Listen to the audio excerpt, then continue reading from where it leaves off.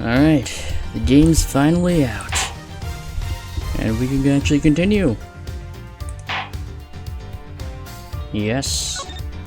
Take the data from my demo, please. Let's go. March 14th, 4:18 a.m. Prosecutor's Building, 12th floor hallway. What's wrong with that prosecutor? I can't believe how rude he was. It was unbelievable. Please maintain your professionalism, detective.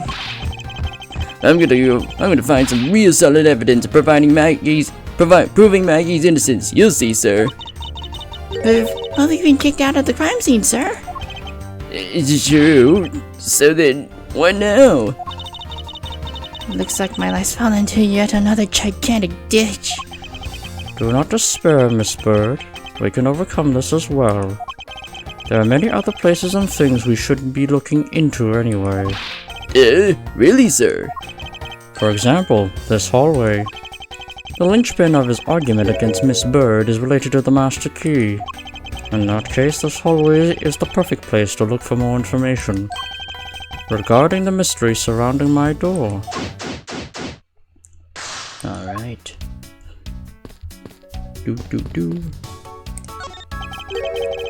What is this basketball doing here? That's Mr. Portsman's prized possession, sir. I heard he also plays soccer, dodgeball, and even tennis.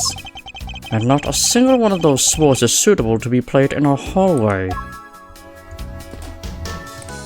Oops. I was wondering if I may speak with you for a bit concerning this case.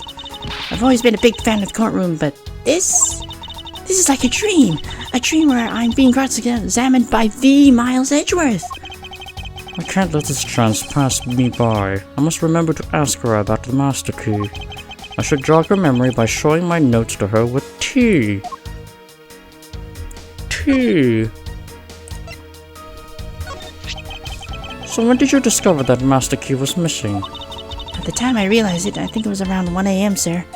And I noticed it was back around 2:30 a.m. It was just sitting there on the ledge where the security room's reception window is.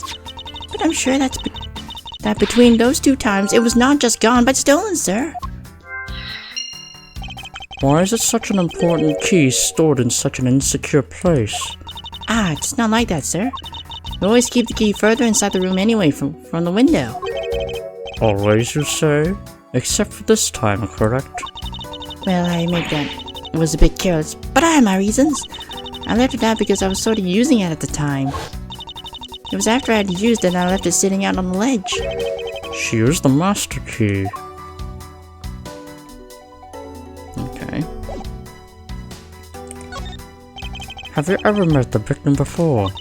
Well, I've seen him a couple of times before, but when we had to go to Mr. Portsman's office, Mr. Faith was always playing basketball with Mr. Portsman, sir. That sounds like fun. Just once I love to play with them. It sounds fun, but the only person ever taking a shot was Mr. Portsman. All Mr. Faith ever did was pass him the ball, sir. Taking that, I don't think I'd have a fit in that well. I don't think I have fit in all that well with them. What did you mean by you used the master key? Oh, I had to use it to open the door for this prosecutor who had forgotten his key. I mean, it's my job as a security guard, right? Ah! What is it? That's right! I just remembered! The prosecutor who forgot his key! It was Mr. Portsman, sir! What? Please tell me more, Miss Bird. Quickly! Tell me! Alright, I'll ask more about Maggie Bird. Miss Maggie Bird, correct? I take it that you are an acquaintance of this detective. She was under my supervision back when she was still on the force, sir. One day she got caught up in a murder and things started going downhill, so she quit. But I owe a lot to Detective Gumshoe for introducing me to my current employer. Or so I thought until a few hours ago. Right before I was about to clock out for the night. You got caught up in this whirlwind of a case, correct?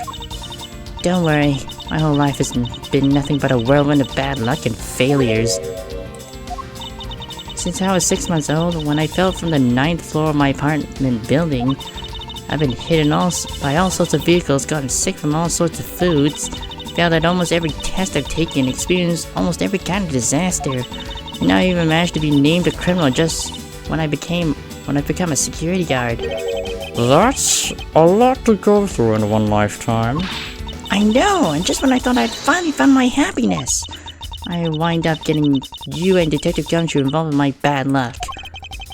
You don't need to worry about me, Miss Bird, nor do you need me to worry about yourself. I will solve this case and prove your innocence.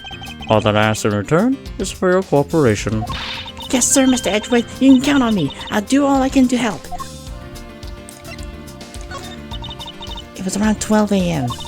Mr. Portsman had forgotten his office key, so he came down to security, sir.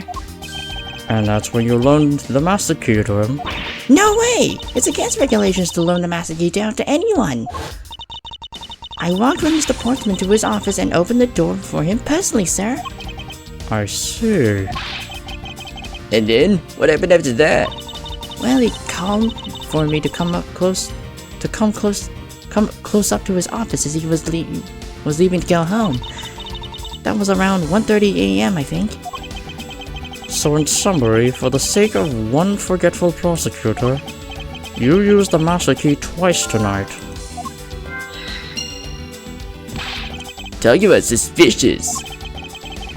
I doubt you can say that you've never left your keys at home, Detective.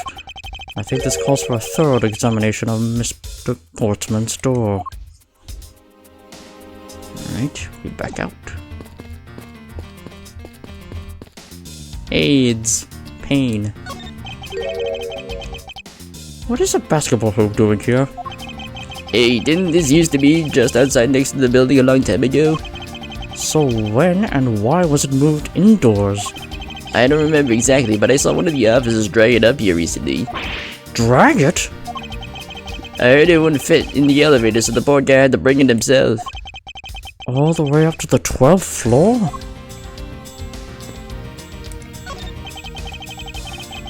It looks like you're in quite a pinch, Mr. Ed. It looks like you're in quite the pinch, Mr. Edgeworth. To be sure, murder within the walls of the prosecutor's office is no trifling matter. We must find, apprehend, and punish the killer accordingly post-haste. Sounds like a messy case you've got in your hands. If you feel lost or need some advice, my door is always open. How gracious. I will keep your offer in mind. Who is this guy again? It's Max Payne. Oh, is it Winston Payne? No. No, it's Winston Payne, yeah. Is everything alright? Yes, sir. If you must know, I weighed myself this morning and I'm finally at 154 pounds. Congratulations, but I was asking about this hallway and this room. Oh, everything's okay, sir. A word of advice, stay focused or you may start to lose even more weight. I won't rest until I inspected every suspicious looking cranny. Room 1203. I take it that this is Mr. Portsman's office. Yeah, you can't mistake it because of that basketball hoop, sir. Oh, that reminds me. Mr. Portsman actually wanted room 1202 really badly. But since you were already occupying it, Mr. Edgeworth, we put him next door, sir. So why was Mr. Portsman so particular about getting room 1202? I'm not sure, but I bet it's because of something like his birthday is December 2nd? Hold on. Yeah, yep, that's gotta be it. I can't think of any other reason why. I can think of at least 3. Well, why am I even wasting time thinking about this? Be right back.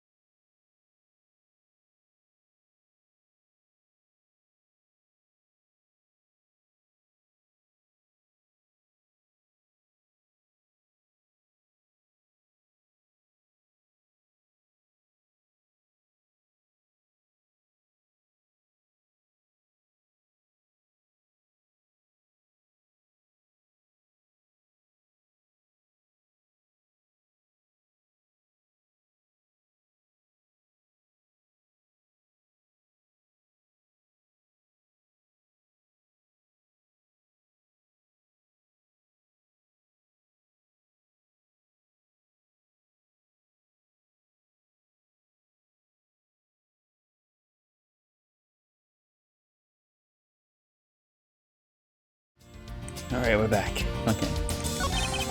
The door is locked tight. I bet a little credit card trick wouldn't work here, huh, Mr. Edgeworth? This is the office of a high prosecutor, detective. These doors would be pretty ineffective if the average cat burglar could get through them. Aha, so I guess only a great cat burglar could get in. So that must be who our culprit is. Might I advise you to return to that conclusion to whatever pawn shop you bought it from?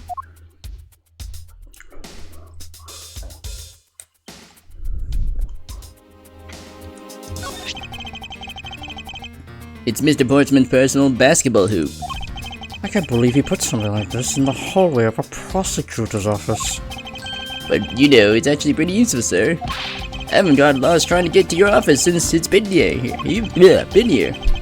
How long have I had the same office and yet you still manage to get lost?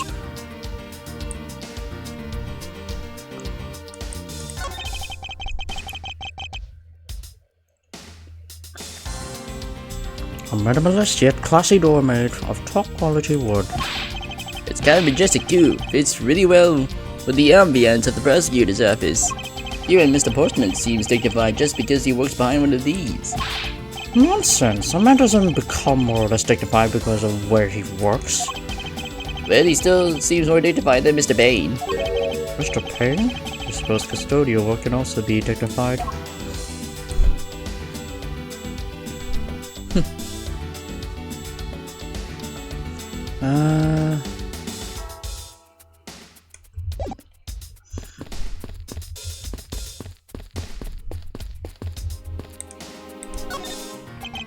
On the rest of your life, expected every suspicious look at cranny.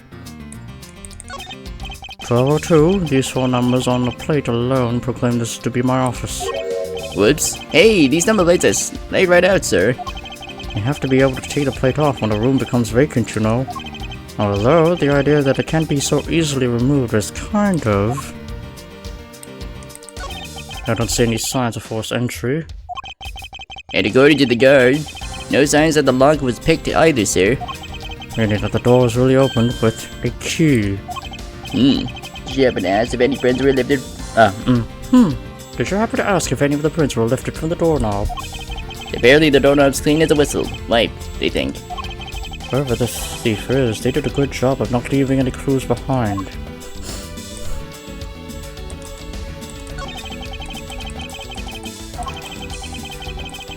It's sturdily made, making it near impossible to break in by force. It's almost majestic, sir. I wish it could be as stately as this door. Only Gumshoe would praise a door as something greater than himself. Being a detective has its own rewards and a certain virtuous value, I think. If you live up to your full potential, that's a poignant trait that anyone can admire. I see. So you're saying, sir, that being me is the best thing I can do for everyone? Right. That long pause wasn't exactly reassuring, sir.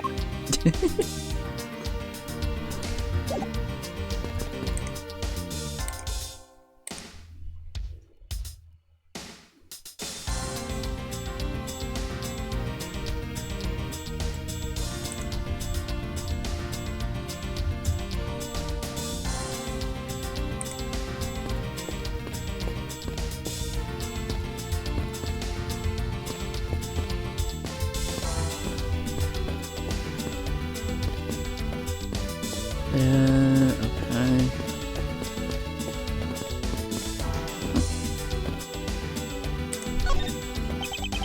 I want rest of the time. I expected every yes. Book. It's Isn't that missing OAF series file, sir? no doubt about it.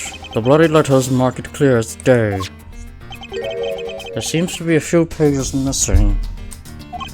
Our thief took only what was necessary and left the rest behind. So what are these zero files about, sir? I guess they got something worth stealing in them, huh?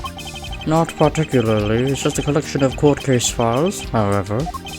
The cases within these files are not mine. Huh? They belong to the High Prosecutor that used to occupy my current office. I have my reasons, but let's just say I was charged with keeping them as they were. And that means that thief must have also wanted the file for a specific reason, right? It would seem so. Only the pages related to the case from 10 years ago are missing. I wonder why anyone would care about such an old case. A well-crafted, high-quality sofa for visitors. The stitching is excellent. Talk about a luxury waiting area. These babies are also great for napping, you know. You would sleep even out here, Detective, in a hallway. Whenever I do, I always wind up dreaming about giving testimony up on the stand. But it always ends the same way. Me getting trounced by a lawyer. Isn't that awful?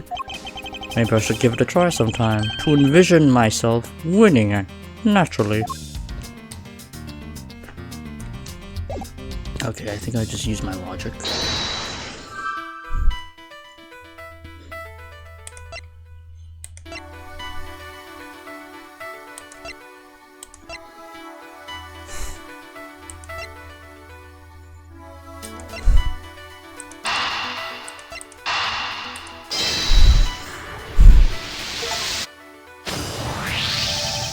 Miss Bird, I'm afraid there's a flaw in your story.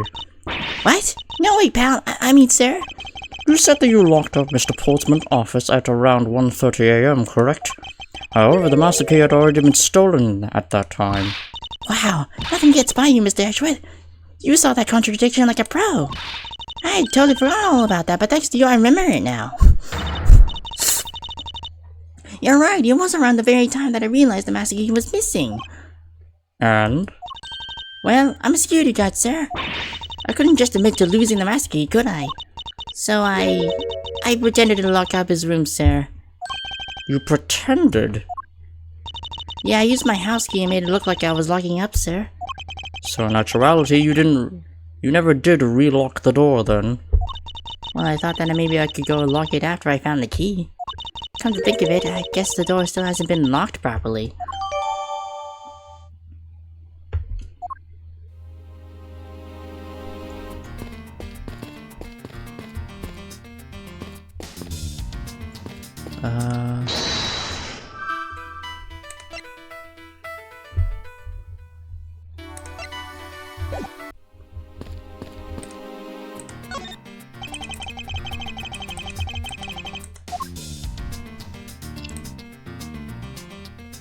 Ah, I got deduce. Okay. Actually, hold on. I can't really deduce much from this. Actually, hold on, let me double check.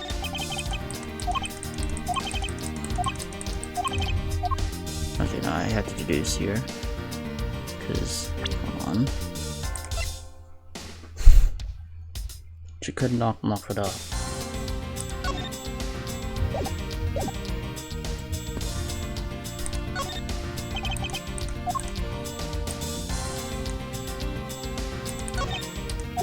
The door's locked up tight, okay. Yeah.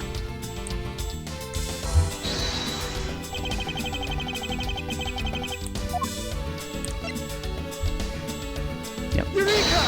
Eureka! There's a contradiction here between reality and the evidence. If what Miss Bird has said is true, then why is this door locked tight? You know, you're right. Miss Bird, are you sure you didn't relock this door? I am certain of it, sir. And I don't think Mr. Portsman noticed it himself that I hadn't. Which means, what, sir? It either means that he actually does have the key to his office, or that the door Miss Bird opened wasn't this one at all, but a completely different one. She opened a different door? But how can you prove that? There's an easy way to find out. All we need to do is... we need to examine these. Prints on the doorknob. The prints on the doorknob will tell us everything. Hey, you! Yeah, you, pal. Do us a favor and see what you can live from this, okay? So, what did you find out? There's no need to be such belligerent nostril flare. There's no need to be such belligerent nostril flaring, Detective. Sir, I have found only Mr. Portsman's and Mr. Faye's prints on this doorknob. So only two people's prints were found on this, huh? That's pretty decisive. I'm lost, sir. Thinking logically, and a certain other person's prints should be on this knob as well. Now then, whose prints should also be on this doorknob? Maggie. Take that! Take that! Don't you find it odd that the prints of the person who unlocked this door are absent? You mean... Yes, the door that Miss Bird opened could not have been this one, but a different one.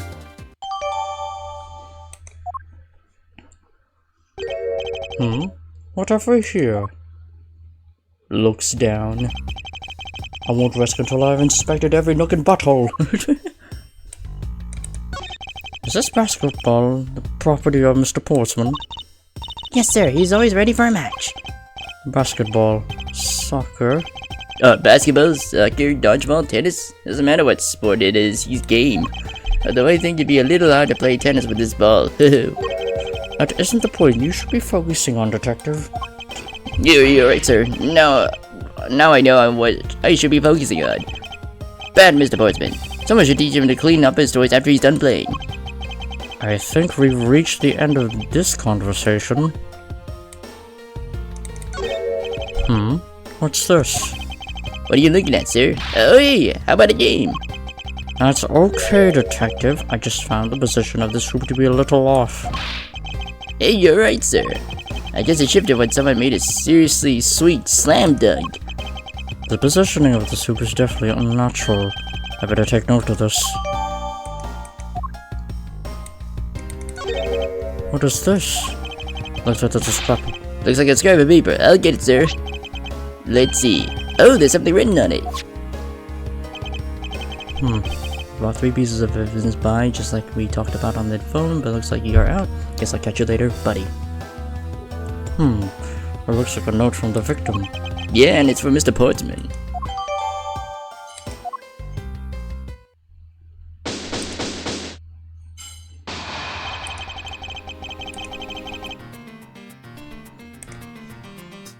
Poking around in this hallway is actually paid off quite handsomely. How so, sir? In a variety of different ways. I think it's time we had a little chit-chat with the real culprit of this case. You know who the killer is? Mr. Edgeworth. As long as my logic is sound, then yes. The mastermind behind this murder is none other than Mr. Portsman. What? Mr. Portsman? I knew it. That's exactly what my logic senses were telling me too.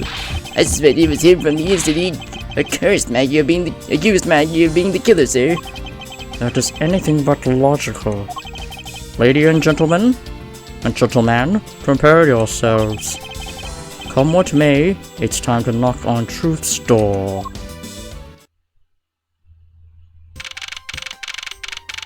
March 14, 5:12 a.m. High Prosecutor's Office, room 1202. Mr. Portsman, I finished processing the bloody letter, sir. Alright, let me take a gander at it. Pass it here. Ooh, yeah. Nice shot. Okay, looking good. You're looking good. You there, take good care of this.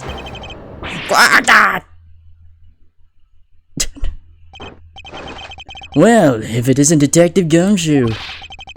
End of the line of you, Portsman. We got you now. Call off your dog, Mr. Edgeworth. Is this some kind of joke? It's no joke. We know, Mr. Jacques Portsman, that you are the guilty party in this case. You must be pretty upset getting chased out of your own room. I'd be mad too. So I guess you can stay, if you promise to stay out of our way. You intend to hide your crime under the guise of a prosecutor doing his job? I can see right through the unsightly, paper-thin mask you wear upon your cowl. Who'd ever thought it would come to this? Actually, come to think of it, your mentor was Manfred von Kammer, right? The legendary prosecutor who never lost a single case for 40 long years. But there was always this incessant chatter about forged evidence with that guy. Really teaches me that I got to stay on the lookout for false accusations, you know. Are you done trying to play mind games with me? Because they won't work. The only thing you should be using that mouth of yours is explaining yourself. Although that too would only dig your hole deeper. Either way, your game is up. Well, aren't we full of ourselves, even though you have yet to prove anything? Bring it, bitch. Mr. Portsman's rebuttal. I have no idea what sort of harebrained idea you have in mind, but there is a mountain of evidence that points away from me being the culprit. Besides, how, may I ask, do you propose I unlock your door and got in here? Look, I feel bad doing this to you, but I've got work to do, so we're done here. Sorry, but we are not finished yet. Boy, you're stubborn. I suppose you're basing your accusations on something? I'll show you what I'm basing my accusation on. With evidence. There we go. I gotta look at my evidence first. Oops. I gotta make sure I don't accidentally present shit. Blowing through the body.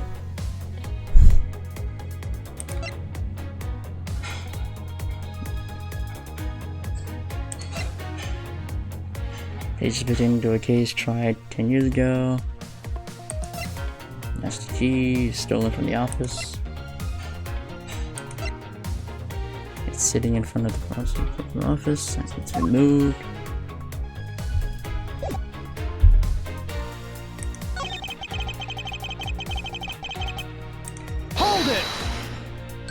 Oh, and what fairy tale kind of evidence are we talking about here? Jim was my partner, so you can't say I have a motive for killing him. And that's it? That's not even an anthill, let alone a mountain. But it's more than enough, wouldn't you agree? Might I recommend that you review what the word evidence means? It doesn't change the fact that the evidence doesn't point to me as the killer.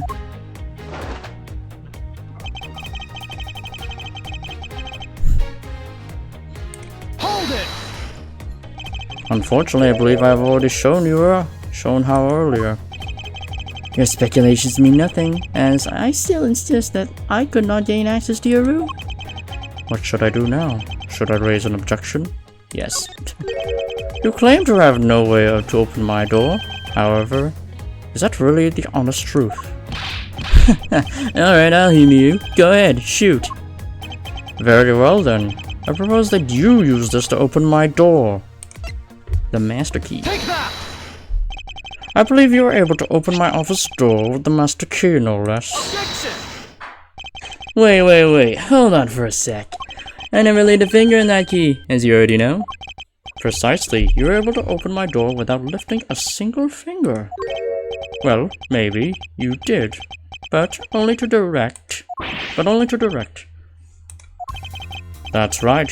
You used your finger to direct this person to open my door with a key.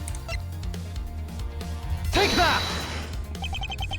You had asked Miss Bird to open your own office door for you, yes? Yeah, loving the music. Dun dun. Yeah, I kinda forgot my key at home. Happens a bit too often for my taste, you know? But the room you had Miss Bird open at the time was not your own, was it? What? You have quite the imagination. But why don't we ask the girl herself whose door she opened, shall we? I'm certain it was Mr. Portsman's door, sir. I checked the number plate to make sure I was opening the right door, sir. See, Miss Bird backs up my story. Yet, what if you had misled her to fool her into thinking what you wanted? Ha! And how do you suppose I did that? By switching the number plates on our doors, for example. That's right, they do slide up pretty easily. Furthermore, then you used one other thing to give a very strong impression. That the door she was opening was yours, and not, in fact, mine. What was it that Mr. Portsman used to make Miss Bird think it was his room? As a basketball hoop. Take that! Take that! Take that! What? The basketball hoop, sir? It's quite a peculiar fixture in any hallway, let alone a hallway in this building. Which is why it left a usually strong impression on you. It is an object perfectly suited to just sit outside the office of a peculiar prosecutor. That's very true, sir. Because there was a basketball hoop sitting there. I thought the door was open. It had to be Mr. Portsman. There are signs that the hoop has been moved. To sit in front of my office, to be sure. I see. So that's how you throw suspicion on people. Thanks for the tip. But I think your conjecture is a little off on the racetrack. Conjecture's rebuttal. Now you're just spouting out nonsense. I had the girl open my office door. After that, I was in my room the entire time. You don't have a single reason to suspect me. Oh, I actually do. So he intends to claim his innocence to the end, does he? I'm pure and innocent as my jacket. And Miss Bird is dirty and guilty as the jacket she wears. My jacket is not dirty, I'll have you know. I just washed it yesterday. Please calm down, for I intend to show who really is truly covered in slime here.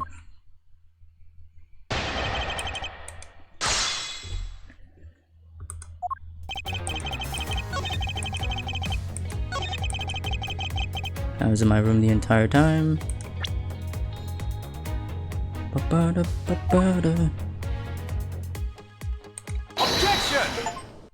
Got him. That was a lie. What are you talking about? How's that a lie?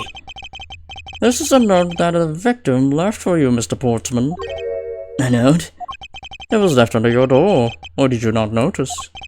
And right here it says, "But you're out."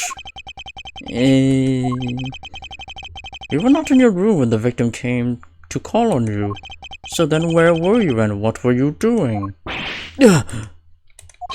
Shall I explain for you in full detail for you? You were busy snooping around in my room, the very room you had Miss Bird open for you. Oh damn, I love this remix.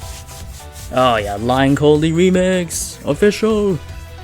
That's just nonsense. You have no evidence that I made the girl open your door for me. Oh, but I do. I have very decisive evidence. No way. This is proof positive that you had Miss Bird open the door for you.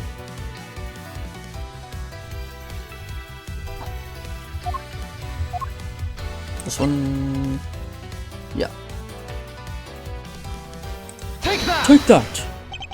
I had your door dusted for prints. My door? What for? Come on, I bet you didn't find anything. You sure are good at wasting time. You're right. I didn't find anything. And definitely not Miss Bird's fingerprints. Her prints? What did they have to do with anything? Let's put it this way. She really was the one who opened your door. And the print should be naturally on the doorknob she touched. Further, all of the prints on my office door's knob have been wiped clean off. I can only assume it's because Miss Bird's fingerprints were on it. Don't you think it's time you gave up your charade? We all know that you stole into my office with the intent of stealing something from me. And Detective Fate found you out. Possibly because he had heard sounds coming from a room whose occupant was on leave. Mr. Portsman, you killed Mr. Fate to silence him. And I had the misfortune to return when I did. You had to threaten me as you escaped. As I said, when you had the gun to my back, no one gets away with committing murder in my office.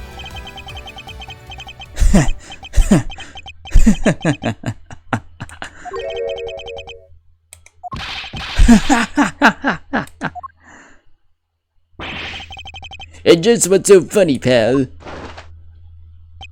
Well, that look of stiff seriousness on the face of this office is his finest prosecutor, as he makes a huge mistake in accusing me and is simply too much to bear. There's just nothing else like it in the world. What? Mr. Ezra just explained it all and he even backed it up. You're the murderer. Stop trying to be slippery and just admit to the crime already. And as I said earlier, it's also circumstantial, so full of conjecture. You say you checked my doorknob for prints. Well, I can really confess that I had wiped that doorknob down well. Huh? I'm a little obsessive compulsive, you see. I didn't want to touch a doorknob that you had touched, which is why I wiped the doorknob as soon as I could after you opened the door. After that, it makes perfect sense that only Jim's and my own prints would be on there. You just made it up just now, didn't you? Furthermore, as for the note Jim left for me, do you know when exactly that was? For all we know, he could have left it there before I arrived at the office. Like early evening, for example. Are you saying you failed to notice a note in your doorway? Hey, even geniuses fail that sometimes. I was probably too preoccupied by work-related matters, although that's no excuse. Now that's just a flat-out lie. There's no way you didn't notice a note of that size. Ah, but you can't prove that, can you?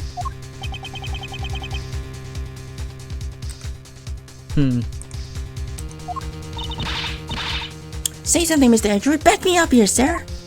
Mr. Portsman makes a good point. I can't prove that he didn't simply overlook it.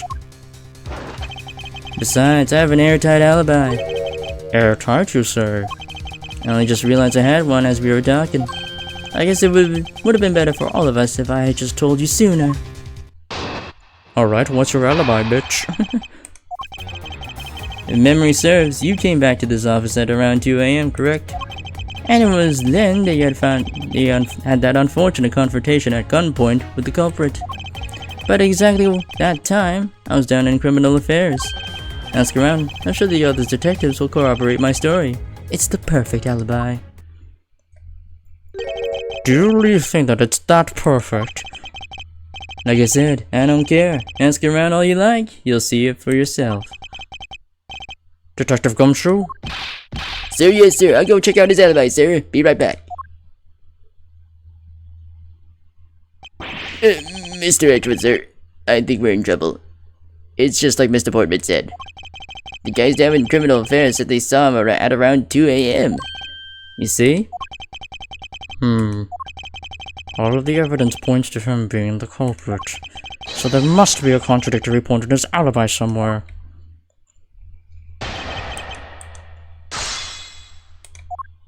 Alright. Okay. I gotta look at my evidence because during my time streaming Tyrion Cuthbert, Attorney of the Arcane, near the end of the game, I keep forgetting to look at my fucking evidence. Because otherwise I would have found the contradictions a lot more sooner near the end of the game, so yeah. Which is a habit I did end up using around the beginning of the game, but then as I progressed through the game, I kind of stopped doing that, which was a horrible mistake on my part. Criminal affairs. He's supposed to your office that 10 years ago, stolen from the office. Prints found at the doorknob. 3 pieces survived that we talked about on the phone, but it looks like you're out. Okay. I don't really have any new evidence, so I'm probably gonna have to just press the statements that I can.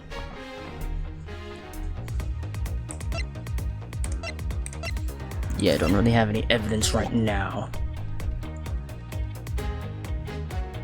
Hold it! You are correct. It was around 2 AM. Are you sure? It's really important to me that you're spot on with the time. I remember checking my watch then, and make no mistake, it was 2. Oh, giving testimony like a pro. Okay, so you came back to your office at 2. Hold it! It is as you say, however. Yes, however, you're the only one who claims to have bumped into the culprit. So tell me, did you see the person's face? Was it me who you saw? It was pitch black, so I couldn't actually see. Objection! Oh, come now, I'm sure you saw something. Try a little harder, why don't you? I'm beginning to feel like I'm the one being interrogated here. Oh well, it doesn't matter, if you remember or not. It only matters that you ran into the culprit. Hold it! So you paid the Criminal Affairs Department a visit? Yep, Right after I left the prosecutor's building, I headed straight for the precinct. Ask around, I'm sure the detectives will come up. Hold it! Well, we did go around and ask around to confirm your testimony. And it was just as I said, right? Yes, sir. A number of detectives said that they saw you at around that time. See, I have the perfect alibi. That's the ace I had on my sleeve. Ugh. Impossible. He actually does have the perfect alibi. What's wrong? Why the sudden sullen look on your face? Did you say anything back, Mr. Edgeworth? I think we reached the end of the line, and it's time to get off this crazy train. You there, sir. Please escort the young lady out, but remember, be gentle. Maggie! Detective Gumshoe! Is there nothing I can do? There must be a way to turn the situation around. If I only had a clue. Did I miss something that can help me cast doubt on his alibi? I need to calmly think this through one more time, and with logic.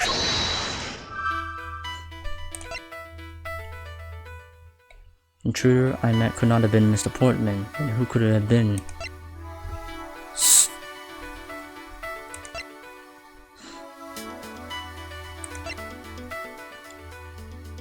Once before and after the murder, Ron.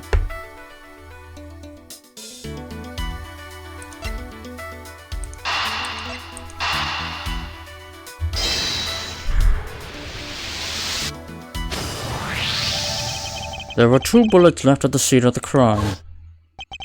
One that robbed Mr. Faith of his life, and one that nearly robbed me of my jacket. However, the murder weapon only shows sign of being fired once, meaning that it is entirely possible that a second gun was used in my office tonight. But seeing as how the killer had to steal Mr. Faith's gun, I doubt the killer had another gun up their sleeve. Therefore, the second gun could have been a property of an entirely different person, which could mean that there was another person who paid a visit to my office tonight. Yep, that's all the pieces. Supposing there was yet another visitor tonight, that would also resolve the issue of why my shelves were appended twice. We know that the shelves were disturbed once before and once after the murder. So it shouldn't be much of a stretch to think that it was the work of 2 different people. Once by the person who stole the victim's gun and then killed him with it. And once again after the murder by our second culprit, who was the owner of the second gun. If we suppose that second culprit's gun was the one that pointed at my back, Mr. Portman, it seems I need to amend my assumption regarding this case. Great, so you finally come to your senses. Mr. Edgeworth? Sir, what are you saying? This has been a big misunderstanding on my part from the start. I'd assumed that the person I'd ran into was the killer, but that may not be the case. What do you mean? The person I ran into was just your average thief. A thief? But sir, doesn't that cause some sort of contradiction in the facts? Not at all. It simply means the killer was someone else. And it means that in actuality 2 culprits stole into my office tonight. What do you mean, 2? It explains both why my shelves were disturbed twice and how there were 2 guns. Mr. Portman tricked Miss Bird and gained entry into my office. Now you're just leading the argument. You still don't have any actual proof, you know. If you could please go along with my hypothetical scenario for now, Mr. Portsman. In the end, if you really are innocent, you should have nothing to worry about. Now then, returning to my scenario, Mr. Portsman was out to steal something from me, which is why he checked my secret safe and ransacked my shelves. This is the first time. So then, this would be when the files were put back in the wrong order, right? Correct. And then, when just when he was about to look somewhere else. Who should walk in but his own partner, Mr. Faith? Why did Mr. Fate come into your room, sir? He probably had business with Mr. Portsman, which is why he was in the area. But that was when he noticed sounds coming from my office, would be my guess. Oh, because you're supposed to be away, right? And he must have thought it was odd, so he came to this office to check it out. Correct, and as a detective, that was the right thing to do. But when he came in, he found his own partner standing there. Because it was Mr. Portsman and Mr. Faith probably. Because it was Mr. Portsman, Mr. Faith probably let his guard down. But Mr. Portsman was not so merciful as to let him leave alive. He waited for the chance and stole Mr. Faith's gun from him, and then he killed him. He silenced Mr. Faith for catching him in the act of stealing.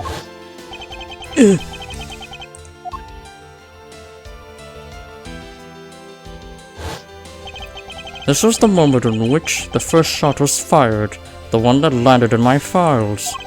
Following that, Mr. Portsman wiped the gun down and left it behind as he made his exit. He could afford to do that because he also had left a fake dying message behind. You're such a complicated troublemaker, you know that? Well, if things were as simple as that, then all would be solved. However, there was yet another visitor to my room, and this is where it gets complicated. There was another? Visitor, sir? Yes, and this other person's objective was also to steal something from me. Now then, even after Mr. Portsman left, the door to my office remained unlocked.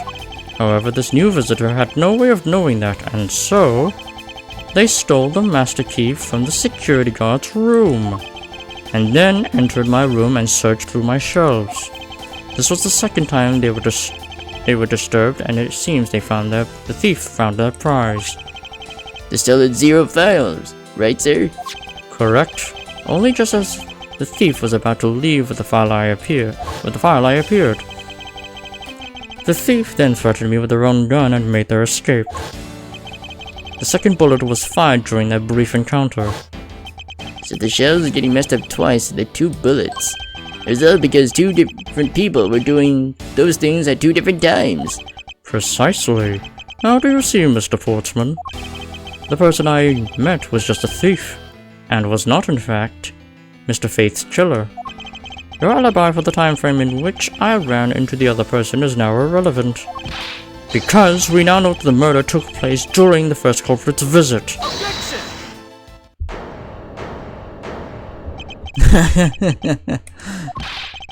What's so funny, pal? Absolutely splendid. Your scenario explains everything. Of course it does. It's Mr. Edgeworth after all. But you know, it still doesn't change the fact that it's all circumstantial. Supposing if, and that's a big if, your theory is right, it would indeed render my alibi, which has withstood scrutiny, mind you, irrelevant. But there is still one defining point of your argument, for which you have no evidence. Your supposition that I was the first visitor.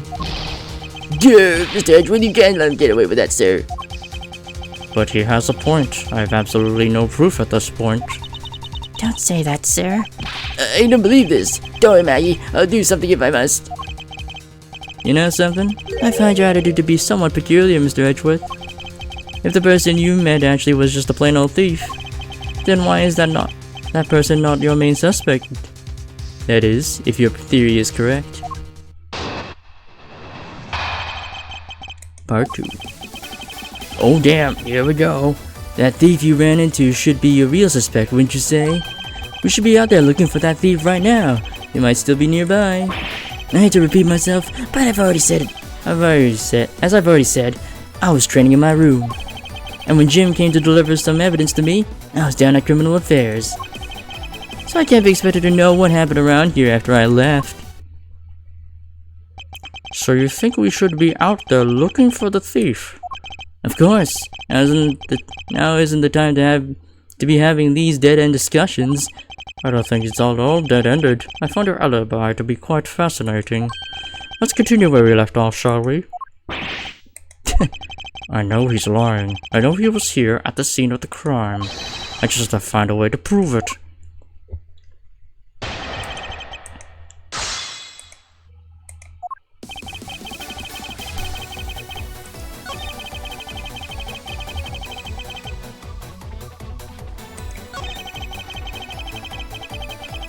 I was training in my room.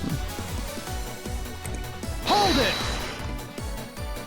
But according to Mr. Faith's note... Hold on, I thought we already cleared that up. Didn't we say that Jim left that note for me in the early evening? If you have proof that he left it at a different time, say just before he was murdered. I don't have any, no. You see? So I insist again that I was in my office the entire time.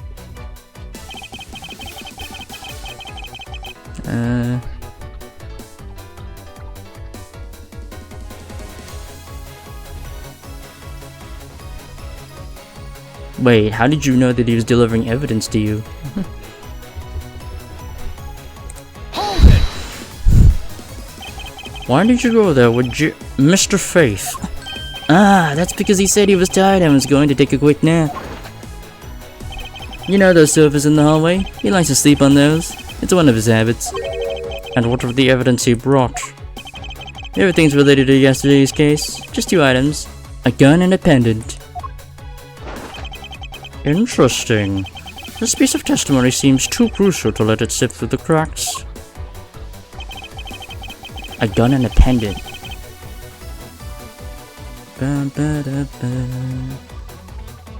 Hold it! A gun and a pendant. Yes, this gun, which was the murder weapon, and this pendant which belonged to the victim. And why were you taking them to criminal affairs? There's something in a past case file I wanted to compare these two to, but all this has nothing to do with this case right now. Anyway, I believe you find the long paper trail left to be to your satisfaction. This is all matching up with what Detective Gumshoe found out. Ah, but the note says 3 pieces. If I do, yep, 3. Objection! Only 2 pieces. I believe the proper phrase here is, you fail. Excuse me? You fail as a prosecutor, Mr. Portman, as you intend to keep evidence hidden from me. Oh, here we go. What are you talking about? I haven't hidden anything from you. Well, here's a piece I think you should read carefully. It says that Mr. Faith was bringing in 3 pieces.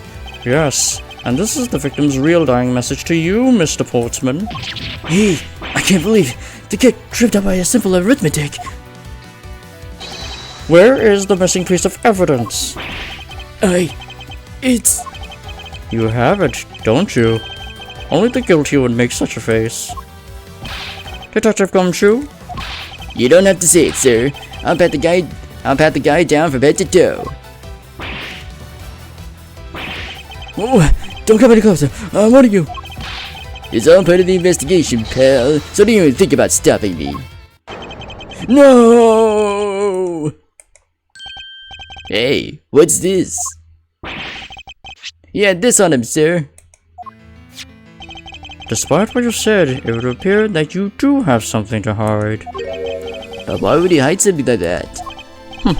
There's only one reason why anyone would hide this evidence of this caliber, because it would unequivocally point to that person himself as the killer. Let's examine this videotape in a little more detail. For the section of the tape that will drive the last nail into his coffin. KG8 incident. The KG8 incident. That's a police case number, sir. Does this mean this video is evidence from that case? Interesting. However, what's recorded on it isn't what's important right now. Let's give this casing a thorough once over. Oh. That's blood, isn't it? Yes, and I believe this is what the good prosecutor was trying to hide from us. This blood is still fresh. You mean this might be Detective Faith's blood? Detective Faith's blood? No. You got it all wrong. No amount of denial can save you, but we have but to run a blood test to find the truth. You told us that you had received evidence from the victim earlier. Now you will tell us when and how did the victim's blood find its way onto this video? Yeah, it's totally suspicious. Was it at the moment of his death? Did Detective Fate have this videotape on his personage when you killed him? You know very well there's no way to prove that. Not even if you were to examine this tape for fingerprints? If I had to take a guess, I'd say that the only ones here would belong to the murderous you and Mr. Faith. No, impossible.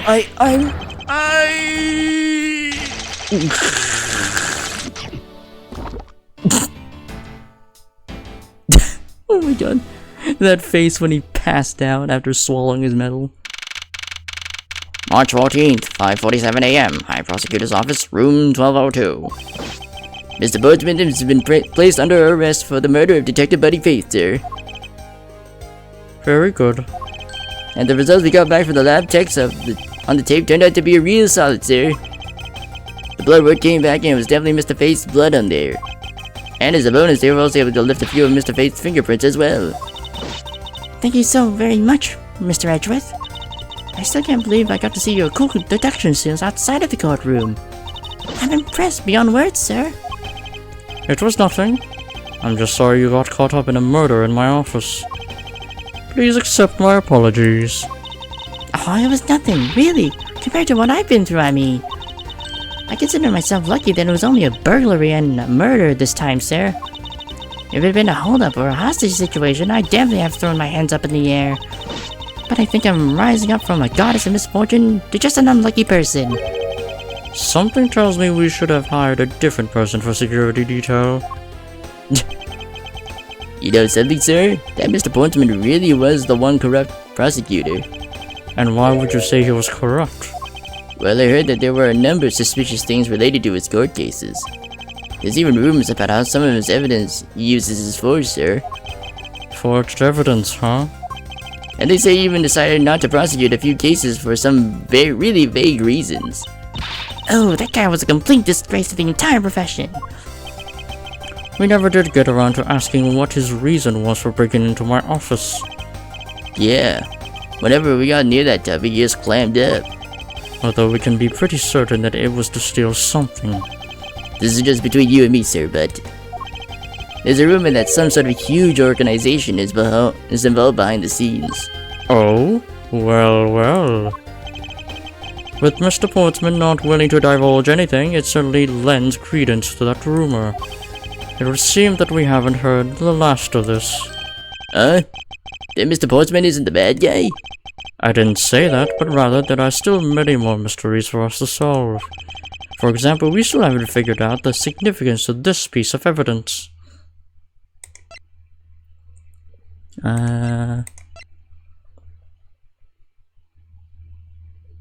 The stolen file? Yeah, the stolen file. Take that! The person who stole this file, the other villain of the night. Yeah, wonder who it was. And what happened to the stolen pages? I wonder, who in the world was it that held me up at gunpoint? Mr. Edgeworth, sir. Yes? I came across this while I was processing your office earlier, sir. This card! What is it, sir? Is that a bird or something on there? It's not just any bird. It is the mark of the raven, a three-legged raven. Even you should know what this is, detective. Oh, it's about that thing, isn't it? That great thief that everyone's talking about? Yes, it is the mark of the great thief Yatagarasu. Under the mark of a legendary bird, the Yatagarasu is noble to the end, a modern Robin Hood. Labeled mysterious and phantom-like, the Yatagarasu appears and vanishes at will. Haunts the embassy, okay. Though we don't know much about this thief's ultimate goal, we do know the targets. The Yatagarasu likes to find and make public evidence of corrupt dealings of all sorts. The theft is always performed in silence and always with perfection. Once a target is chosen, no dramatic calling card or announcement is sent forth. Instead, the chosen corporation is infiltrated without even the target noticing. Some days later, the evidence that was found is sent out to the mass media, along with a single card, although it has been a while since the Yatagarasu's last appearance. Hey, Mr. Edgeworth, look, something's written on the back. What? Let me see. It's the location of where the thief put the stolen files. So the person who stole the contents of the file was the Yatagarasu. Yatagarasu. Organization. Quite a few key words are popping up in this mystery. The murder in my office. The return of the great thief Yatagarasu. Looking back, I can't say I didn't see these events coming, for they were heralded by the incidences that began to occur 2 days ago. The end.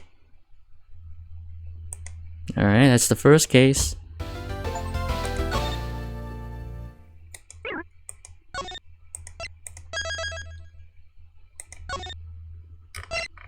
Oh damn, that's a lot. Oh wow, okay. Oops. Turnabout airline, turnabout visitor. Should I continue?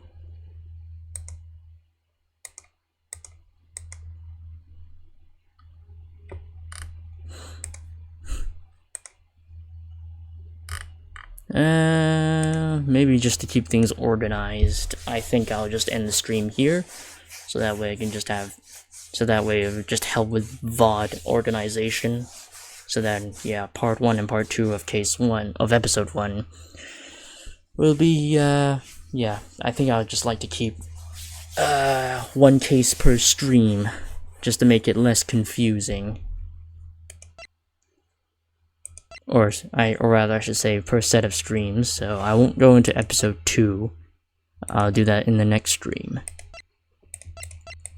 So then, yeah, I'll call it here.